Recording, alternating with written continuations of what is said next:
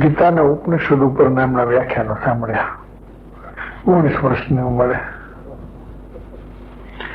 એટલે તત્વજ્ઞાનમાં રસ પડવા માંડ્યો અને એ દરમિયાનમાં મને એક વિચાર સાગર ગ્રંથ હાથમાં આવેલો, જે કૃપાળુદેવે રેફરન્સ આપ્યો છે ને, એક જગ્યાએ મહાત્મા નિશ્ચલદાસ કરીને કોઈ થઈ ગયા છે પંજાબ સાઈડમાં, પણ ગ્રંથ હતો ગુજરાતીમાં. એમાં બહુ સમજાણું નહીં, પણ એમ લાગ્યું કે ભાવોની દુનિયા ઘણી છે અંદરમાં, અને બહારની દુનિયા જેવી જ અંદર એક મોટી દુનિયા છે ભાવોની, અને એ સમજવી જોઈએ એમ કે. એ દરમિયાન એક એવો વિચાર આવેલો પૂર્વ સંસ્કારને કારણે કે આપણું થિંકિંગ એટલું મેચ્યોર અથવા જસ્ટિફાઈડ હોવું જોઈએ કે કોઈ પણ પ્રસંગ કે કોઈ પણ મેટર આપણી સામે આવે, કોઈ બનાવ બને કે કોઈ મેટર આપણી સામે આવે, તો આપણું જજમેન્ટ રાઈટ જ નીકળે. અને એવું રાઈટ જજમેન્ટ નીકળે એવો વિચારવાનો એંગલ આપણી પાસે કોઈ હાથમાં આવી જવો જોઈએ. આજે આપણે એને સમ્યક જ્ઞાન કહીએ છીએ. સમ્યક જ્ઞાન એક એવી વસ્તુ છે કે તમે કોઈ પણ ઉદય હોય, કોઈ પણ પ્રસંગ હોય, કોઈ પણ મેટર સામે આવે, કોઈ પણ સવાલ સામે આવેલો ને બીજાના પરિણામનો, તો પણ તમે એને રાઈટ જજ કરી શકો કે આમને નામ કરાય, આમાં આમને નામ કરાય.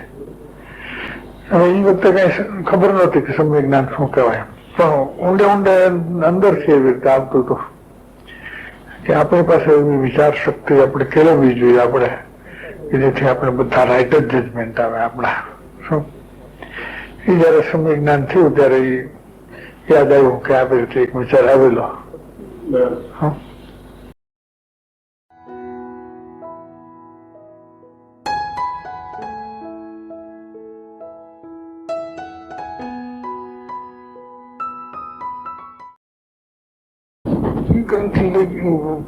જેમ વાંચતો ગયો એમાં શરૂઆતમાં મોક્ષમાળામાં લખ્યું છે કે વેદાંત કરતા જૈન દર્શનની અંદર અનંત ગુણ વસ્તુનું સ્વરૂપ પ્રકાશ્યું છે. ત્યારે મને એમ લાગ્યું કે વેદાંત તો અગાધ જ્ઞાનનો દરિયો છે, કદાચ લખનારે ન વાંચ્યા હોય. અમે કે બધા વાંચ્યા નહોતા, પણ પ્રારબ્ધને લઈને જે વૈષ્ણવ સંપ્રદાયમાં આવ્યા, વેદાંતના સંપ્રદાયમાં, એટલે પક્ષ જાણે જાણે બંધાયેલો, અને લોકો એમ વાત કરે કે વેદાંત એટલે અગાધ જ્ઞાનનો દરિયો. આપણે કઈ ઊંડા ઉતર્યા નતા. નાનપણમાં ગીતા વાંચીને વિચાર તો થયેલો ત્યારે બહુ શોધ ખરેલી, એમાંથી કઈક સત્ય મળી જાય. ગીતાની પ્રશંસા યુનિવર્સલી વર્લ્ડની અંદર ઘણી થયેલી છે. ફોરેનના તત્વચિંતકો અને હિન્દુસ્તાનના તત્વચિંતકોએ ઘણી પ્રશંસા કરી છે ગીતાની, પણ મને મોંમાં હાથમાં નહોતો આવતો. એની બીજી રીત શું છે કે પકડાતી નહોતી કામ કરવાની.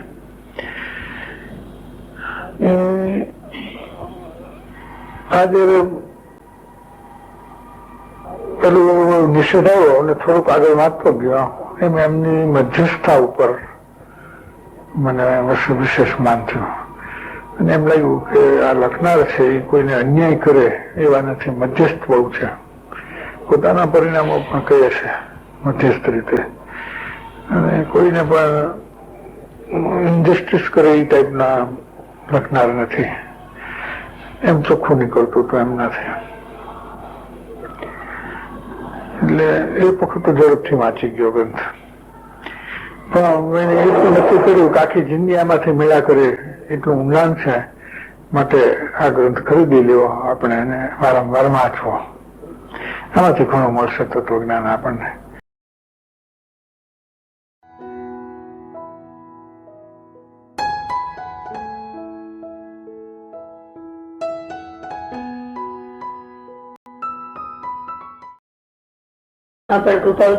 કઈ પ્રકારનો કેવો નિર્ણય? એટલે એમાં શું થયું કે હા, વિચાર એમ ચાલતો હતો કે આત્મા જ્ઞાન સ્વરૂપ છે, રાગાદી સ્વરૂપ નથી. તો હું મારા પરિણમનમાં વાત સેટ કરવા જતો હતો. આત્મા જ્ઞાન સ્વરૂપ છે ને રાગાદી સ્વરૂપ નથી. રાગ પણ છે, પરિણામમાં જ્ઞાન પણ છે. મને તો રાગાદી સ્વરૂપ જ લાગે છે. મારો અનુભવ તો એમ જ બોલે છે હું રાગાદી સ્વરૂપ છું. મને આ રાગ છે, હું આવો રાગ છે, હું આવો રાગી છું, હું આવો સંસારી છું, હું સંસારી છું એટલે રાગી છું. આપડે તો સંસારી એટલે રાગી પ્રાણીનું નામ સંસારી. પણ એ કહે છે કે આત્મા જ્ઞાન સ્વરૂપ છે. તો એ વાત આપણા માટે નવી છે. અને જ્ઞાન તો છે, મારામાં જ્ઞાન તો છે, પણ એ વાત જ હું ધ્યાનમાં લેતો નથી, લીધી નથી અત્યાર સુધી બિલકુલ. જ્ઞાન હોવા છતાં હું જ્ઞાન સ્વરૂપ છું એ વાત મેં કોઈ દિવસ ધ્યાનમાં નથી લીધી. આ એક મારા માટે મારું ધ્યાન ખેંચે એવી નવી વાત છે. એટલે મારા પરિણામમાં જે જ્ઞાન ચાલતું હતું એની સાથે હું ટેલી કરતો ગયો. બરાબર, જ્ઞાન તો આવે છે, બરાબર. રાગ અનેક પ્રકારના આવે છે, પણ જ્ઞાન તો એમને ચાલુ જ રહે છે. જ્ઞાન તો ચાલુ જ રહે છે. હવે એમાં શું છે કે મેં નિર્ણય તો આ ગ્રંથ વાંચતા કરી નાખેલો કે સંપૂર્ણ નિર્દોષ થવું છે અને જિંદગીમાં જે મહત્વાકાંક્ષાઓ છે એની ઉપર ચોકડી મૂકી દીધી. મહત્વાકાંક્ષા બહુ હતી. મુંબઈ આવે ત્યારે મુંબઈ આખું ખરીદવાની. અને એ વખત કોઈ દુનિયાનો બહુ મોટો માણસ, મોટો શ્રીમંત, બહુ મોટો માણસ, વર્લ્ડ ફિગર જેને કહીએ, એ જાતની આમ એક મહત્વાકાંક્ષા હતી. ડાયરેક્ટ પછી તમે નિર્ણય થયો? નહીં, મંથન ખૂબ ચાલેલું. કેવા પ્રકારનું મંથન ખૂબ ચાલતું? એટલે મુખ્ય જે નિર્ણયનો વિષય આવ્યો એ મારી સામે આ રીતે આવ્યો હતો કે આત્મા રાગાદી સ્વરૂપ નથી, જીવનું તો જ્ઞાન સ્વરૂપ છે. એટલે હું દરેક વાત પ્રેક્ટિકલી લેતો હતો. એમ કે મંથનમાં એક વાત એવી આપેલી કે શ્રી કૃષ્ણ ગીતામાં કહે છે અને આ લોકો એમ કે છે, મહાવીર સ્વામી આમ કે છે, જૈન લોકો એમ કે છે, વૈષ્ણવ લોકો એમ કે છે, શ્રી કૃષ્ણ આમ કે છે. બધા પોતપોતાના ભગવાન માને છે. હવે એ વાત ભગવાનની એટલા હજારો વર્ષ પહેલાની હોય તો એમને એમ રહી હોય કે કોઈ ભગવાનના નામે ચડાવ્યું આપણને શું ખબર પડે? શું એક વાત અને કદાચ ભગવાનની હોય તો આ ભગવાનને સાચા માનવા કે આ ભગવાનને સાચા માનવા આપણી પાસે શું કસોટી છે? એટલે અંદરથી સૂઝી આવી કે ગમે એ વાત હોય આપણે એને પ્રયોગે ચડાવીએ. અને પ્રયોગે ચડાવતા બરાબર નીકળે તો એ આપણી એ વાત સાચી. પછી કેનાર મહાવીર હોય કે કેનાર કૃષ્ણ હોય, આપણે વી આર લિસ્ટ પણ આપણે એને કઈ સંબંધ નથી રહેતો.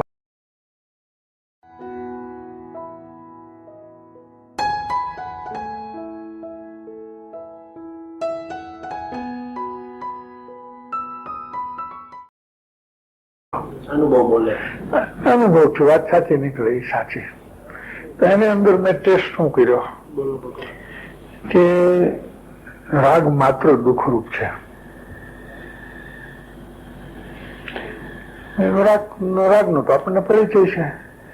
હવે દુઃખરૂપ છે કે નહીં એ પરથી આપણે અનુભવ નથી કર્યો, અવલોકન નથી કર્યો. એટલે હું એને અવલોકન કર્યો. એ વાત મને સત્ય લાગે. કેના સાચું કહે છે? રાગ માત્ર દુઃખરૂપ છે. હવે એમ કહે છે કે રાગ તારું સ્વરૂપ નથી ને જ્ઞાન તારું સ્વરૂપ છે.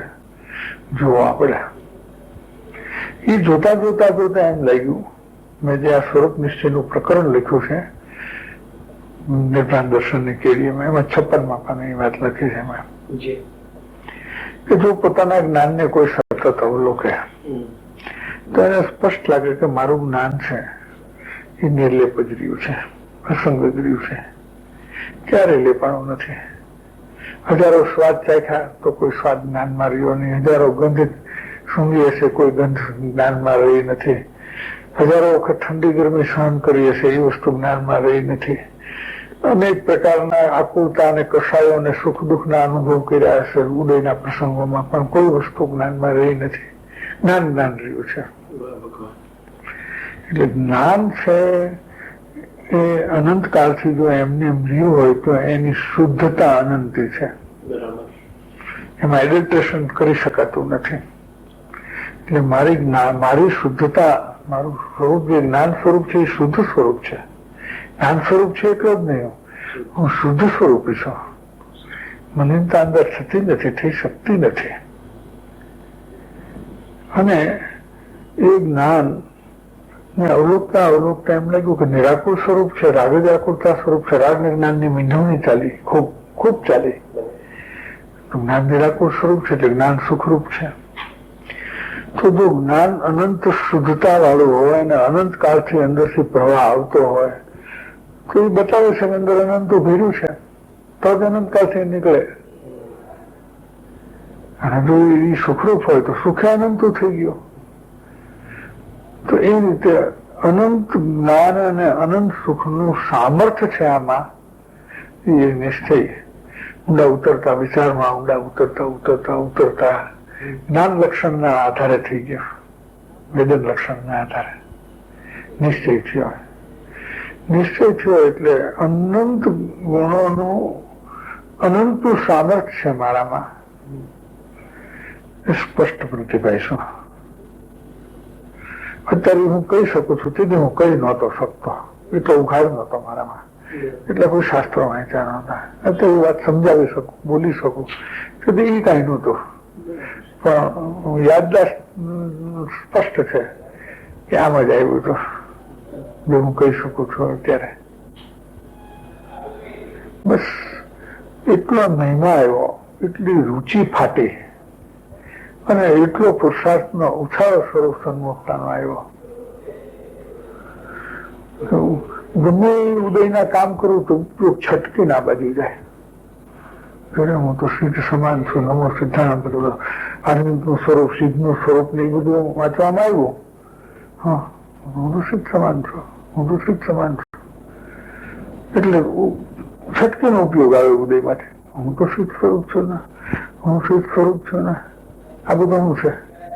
આ બધા પૂર્વ કર્મ ના ઉદયના ખેલ છે. આ તો બધા હું ક્યાં આવ્યો છું? હું તો સિદ્ધ સ્વરૂપી છું. વારંવાર ઉપયોગ છટકી જાય.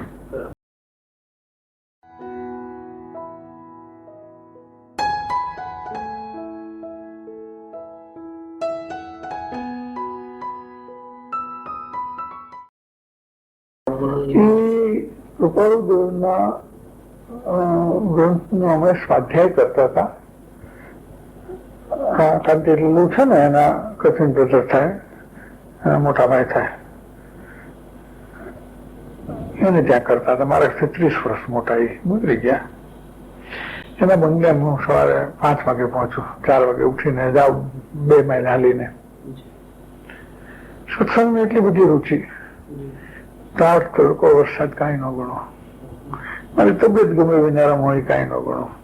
સવારે 4 વાગે ઉઠું, દાંતણ કરેલું, બ્રશ પેસ્ટ કાંઈ હતું ને, દાંતણ કરેલું, બાબાનું દાંતણ, 15 મિનિટમાં હું ફ્રેશ થઈ જાઉં. દાંતણ કરી મોઢું બોઢું ધોઈ ફ્રેશ થઈને કપડાં પહેરેલું, 4:15 ચાલુ હું, 3/4 કલાકમાં 2 માઇલ કાપી નાખું.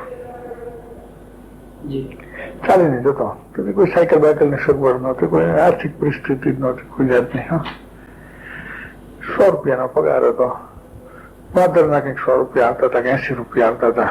180 કે 200 કુટુંબ ચલાવતો હતો, વિધાઉટ ટેન્શન. કોઈ ઉધાર લેતો નહીં, કોઈ દેવું કરતો નહીં.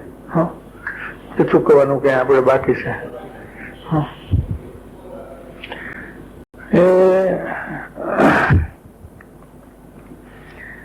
એક વખત ખૂબ રડવું આવ્યું. એટલા માટે જ આવ્યું, એમાં મારો વિષય હતો કે આમ કોઈ પૂર્વ તો બહુ કોઈ પાપ કે પરિણામો કરેલા કઈ યાદ નહીં, એનો પશ્ચાતાપ મને કોઈ ખાસ નહોતો.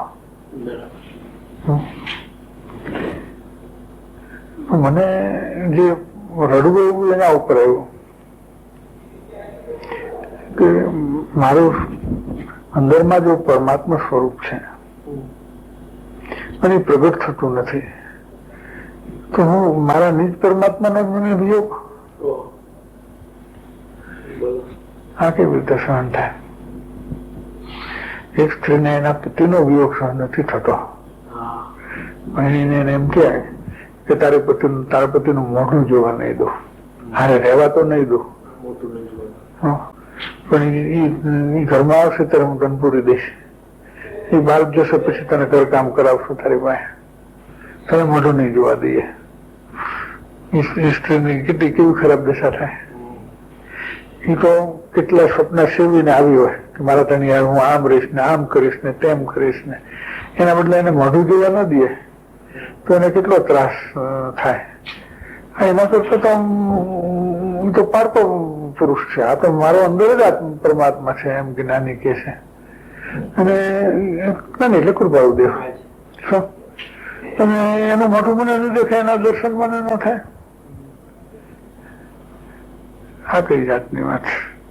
એક વાક્ય એવું આવેલું યુગ દરમિયાનમાં કે મૃત્યુ વખતે જીવને જે રુચિ હોય તે ઉત્પન્ન થઈ આવે છે.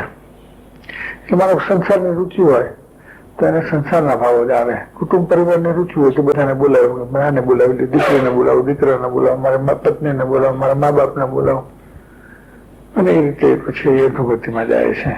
શું તો આમાં તો સ્વરૂપની જો રુચિ હોય તો કામ થઈ જાય ને, નહીતર તો આ બધી રુચિ ઉભી જ છે. એટલે એ જે વિયોગ છે એ મને અતિશય સાયલો. અને તે દિવસે હું સ્વાધ્યાયમાં ખૂબ ગયો.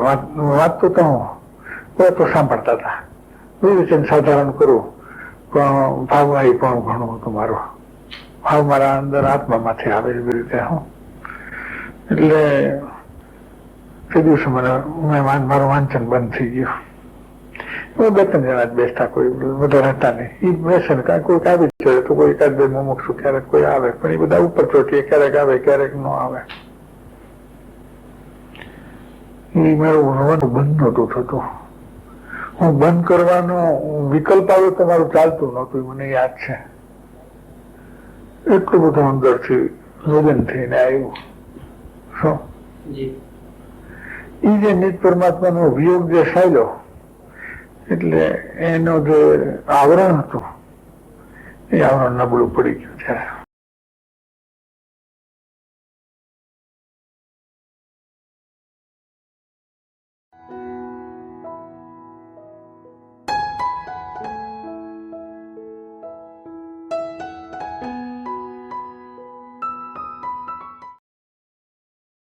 નિશ્ચય કરો કે આ જ કરવું છે.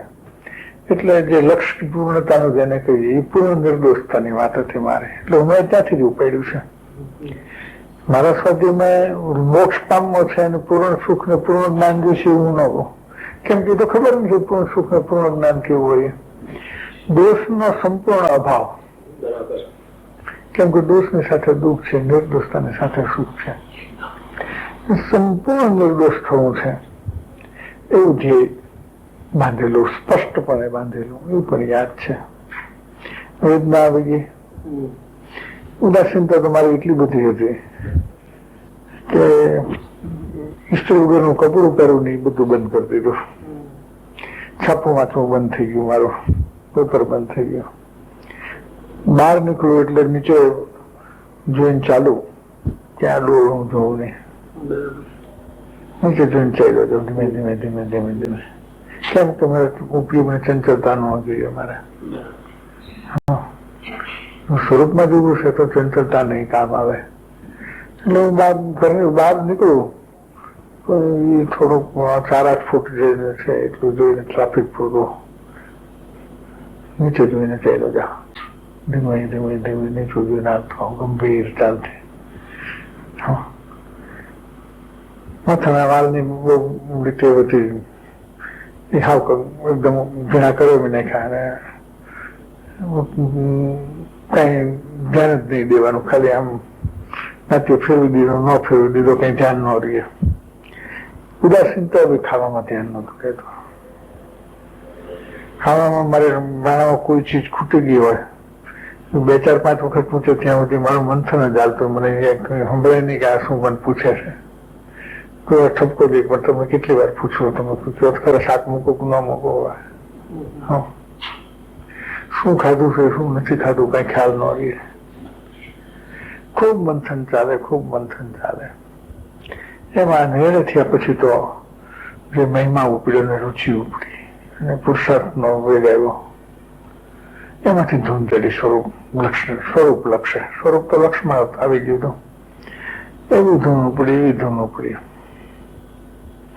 એ ધૂનમાંથી સ્વરૂપ લક્ષ કેવી રીતે માં આવ્યું? સ્વરૂપ લક્ષ કેવી રીતે આવ્યું? સતત જ્ઞાન જે છે, જ્ઞાનનું સાતત્ય અને જ્ઞાનનું જે રૂપ સુખ છે, એમાંથી જ્ઞાનની અનંતતા અને સુખની અનંતતા ભાષે. કે અનંત જ્ઞાનની ખાણ અને અનંત સુખની ખાણ મારામાં જ છે. કેવી રીતે જોયું? શું એના પ્રભાવ ઉપરથી સ્પષ્ટ પકડાઈ ગયો. દાખલા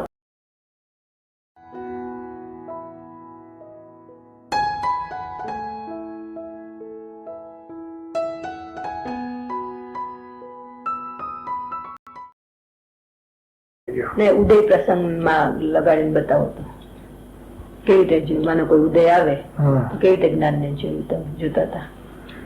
ઉદયમાં તો એટલી ઉદાસીનતા હતી. ઉદયમાં શું હતું, તો સર્વિસ કરતો હતો. એમાં મુખ્યપણે મારું કામ એકાઉન્ટ નું હતું. એકાઉન્ટ મારા ઉપર છેલ્લા ઉપયોગથી ચાલે ને અંદર આ ચાલ્યા જ કરે મારું. પરિણતિ થઈ ગઈ હતી. હા, જ્ઞાન ને જોવાની પ્રેક્ટિસ કેવી રીતે કરી? એમાં શું છે, હા, હાલતા ચાલતા ખાતા પીતા. કેવી રીતે? માનો હવે તમે ખાઈ રહ્યા છો, કેવી રીતે? તો મને એમ લાગે કે એમાં જે ખાવાની ક્રિયા થાય છે એમાં જ્ઞાન તો છૂટું રહે છે ને આ વિકલ્પ આવે છે, અને બાકી તો શરીર અને બધા પરમાણુનું કામ આપોઆપ થયા કરે છે. શરીરની જે ક્રિયા છે એ આપોઆપ થાય છે. પ્રેક્ટિકલી નો ચીજ પડી છે, શાક ફલાણું ઢીકણું લેવાનો વિકલ્પ આવ્યો. એક શરીરની ક્રિયા થવા પાછળનો વિકલ્પ કે આ ચીજ પકડવી છે તો હાથથી પકડાણી અને વિકલ્પ પણ હતો. અને એ વખતે જ્ઞાન ની હયાતી પણ હતી. જ્ઞાન ની હયાતી તો ક્યારે મળતી નથી, તો સતત જ ચાલુ રહે છે. તો એ જ્ઞાન વિકલ્પ ન કરતું નથી ને વિકલ્પ શરીરની ક્રિયા ન કરતું નથી. પણ જે મેળ ખાય છે તો લોકો ભૂલ ખાય છે. જ્ઞાન રહે છે, વિકલ્પ ચાલે છે. વિકલ્પ આ પ્રકારે ચાલે છે અને શરીરની ક્રિયા આપોઆપ થાય, પરમાણુમાં થાય છે. કેમ કે જ્ઞાનનું અસ્તિત્વ શરીરના પરમાણુમાં નથી, જ્ઞાનનું અસ્તિત્વ વિકલ્પમાં નથી. જ્ઞાન બેની જાત જુદી પડે છે. મીંડવીને એવી રીતે જોયું તમે? હા, જે બંને ભાવો ચાલે ને એની મીંડવણી ચાલતી. જેમ કે તમે નાવા બેસો તમે એ વખતે જ મીંડવણી. હા, મારે ચાલુ કે આમાં જ્ઞાન રહે છે ને આ બધું થયા કરે છે.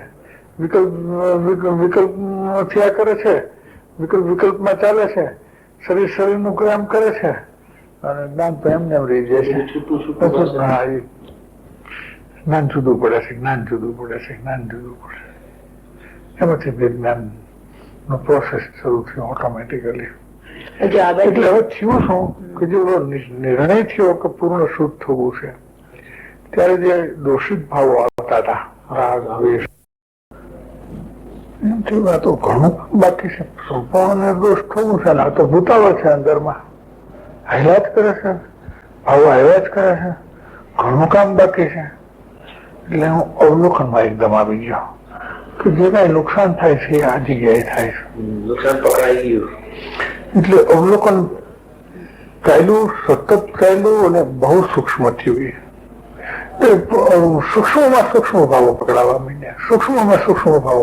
માંડ્યા. અને તે ત્યાં સુધી કે સ્વરૂપ નિશ્ચય પછી તો જે સ્વરૂપના સૂક્ષ્મ વિકલ્પો હતા ને એનાથી જ્ઞાન જુદું થી પકડાતું હતું. સ્વરૂપના જે સૂક્ષ્મ વિકલ્પો ચાલે અંતર્જલ, એ વિકલ્પોને જ્ઞાન જુદું છે. જ્ઞાનમાં છે, વિકલ્પમાં નથી. જ્ઞાનમાં વિકલ્પ નથી. એવી રીતે વિજ્ઞાન સ્પષ્ટ ચાલતું. એ વિજ્ઞાન કરતા કરતા કરતા કરતા અચિંત જ અનુભવ આવી ગયો વિજ્ઞાનના ફળમાં. સ્વરૂપ તો લક્ષમાં હતો, સ્વરૂપ લક્ષ્ય વિજ્ઞાન ચાલતું હતું, સ્વરૂપ ઉપર વજન બહુ જતું હતું અને સ્વરૂપ લક્ષ્ય પર્યાય બુદ્ધિ ઓછી થઈ ગયો જેવાથી પરિણામ શું ચાલે છે એના ઉપર લક્ષ ન જાય.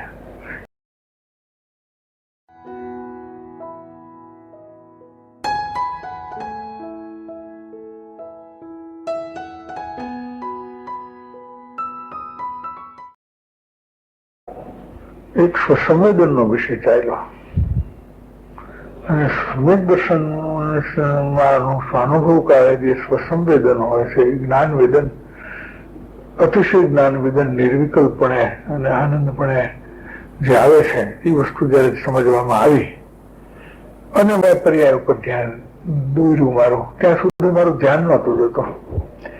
સ્વરૂપ નિશ્ચય એવા પછી એટલું બધું સ્વરૂપ ઉપરનું લક્ષ્ય વધી ગયું મારું કે પર્યાય શું થાય છે હું જોવા જ નહોતો રોકાતો.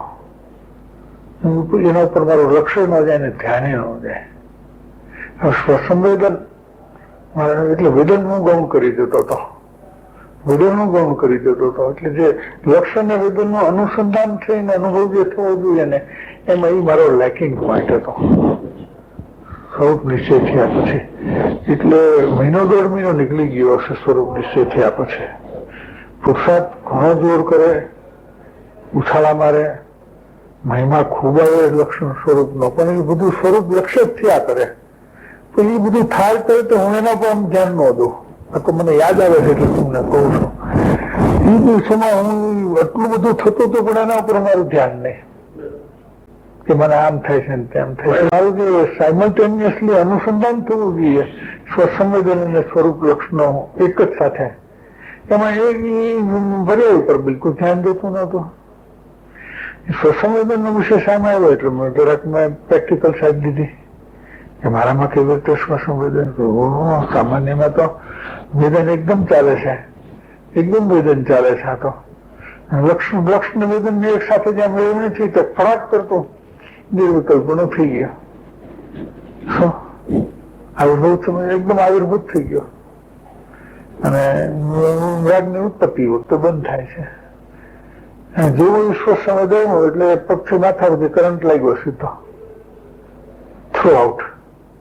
એમાંની અંદર આખી લાઈટ છે એમ આનંદ અને જ્ઞાન એક સાથે વેદનમાં આવી ગયું. પછી તો એ વિષય ઉપર જેટલું વાંચવું એમ ઉગાડમાં આવતું ગયું, ઉગાડમાં ચોખવટ આવતું ગયું. પછી સ્વાધ્યાય આપતા ગયા એમ વધારે પ્રશ્નો આવે ને વધારે સ્પષ્ટીકરણ આવવા માંડ્યું. તેથી તો હું 3 ઇંચની જેમ અનુભવ થાય ને 3 ઇંચ કહી ન શકે એવી મારી દશા હતી. હામ્યા પછી એ વિષય થોડો વધારે આમ સૂક્ષ્મમાં ચોખ્ખો થયો.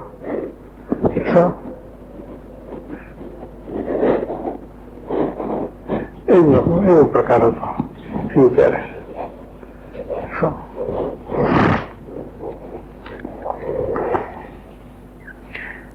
એટલે એક તબક્કે સ્વરૂપ નિશ્ચય થયા પછી અવલોકન ઈ પેલા ગમે એટલું ચાલતું હતું, વિજ્ઞાનનો પ્રોસેસ શરૂ થયો હતો પણ એકદમ ગુનાટ ખાઈ ગયું પરિણામ અને પર્યાયનું લક્ષ્ય છૂટી ગયું. અજાણ્યો હતો એટલે સ્વસંવેદન તરફનો ખ્યાલ નતો જોતો, એ અનુભવ પ્રકાશ થઈ ગયો.